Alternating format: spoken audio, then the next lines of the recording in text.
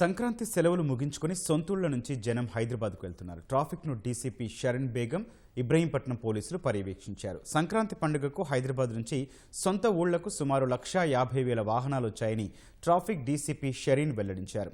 Drone కెమెరాలతో ట్రాఫిక్ను అంచనా వేస్తున్నారు.